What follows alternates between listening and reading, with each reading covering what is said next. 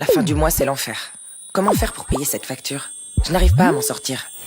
25% d'entre nous sont à découvert chaque mois. Et pour ça, pas besoin d'être pauvre. La pauvreté, elle, a un seuil. En dessous de 1008 € par mois par adulte, on est considéré comme pauvre. C'est peu. Le SMIC, en 2007, c'est 1139,81 € net. Pas beaucoup plus. Voire pire si on travaille à temps partiel, comme une grande majorité de femmes. Le porte-monnaie en prend un coup. Du côté des actionnaires, par contre, ça roule.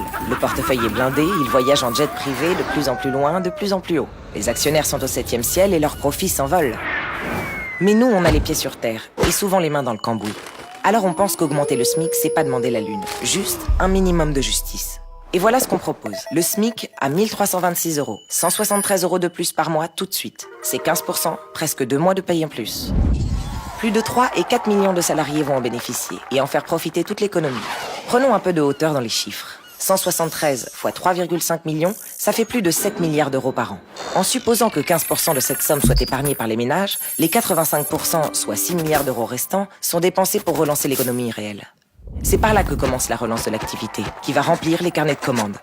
De l'argent qui, au lieu de s'envoyer en l'air, atterrirait ici, sur Terre, loin des actionnaires. Une boucle vertueuse s'enclenche et qui permettrait de mieux boucler les fins de mois sans se serrer la ceinture. Alors certains disent que des entreprises ne pourront pas prendre en charge ces augmentations de salaire. C'est faux. Déjà, toutes n'ont pas la même taille, donc il faut distinguer les cas.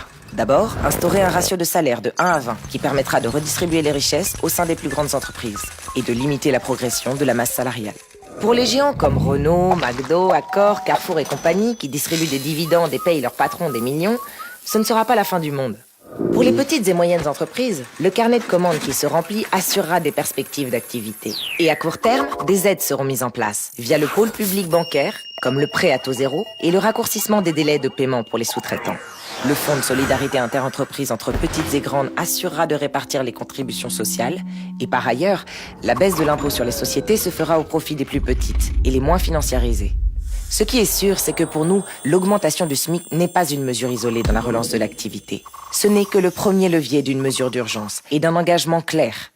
L'augmentation générale des salaires, et notamment ceux des fonctionnaires, gelés depuis 2010, et de tous les bas salaires. Dès la première année de son mandat, le gouvernement organisera une conférence nationale avec les partenaires sociaux pour revaloriser l'ensemble des salaires et instaurer le principe d'un revenu maximal fixé à 20 fois le revenu médian, soit environ 360 000 € par an. Plus d'équité, plus de justice et moins de questions à la fin du mois. Parce que notre travail produit de la richesse. Parce que nos salaires produisent de l'activité. Parce qu'il est temps de remettre l'économie à notre service.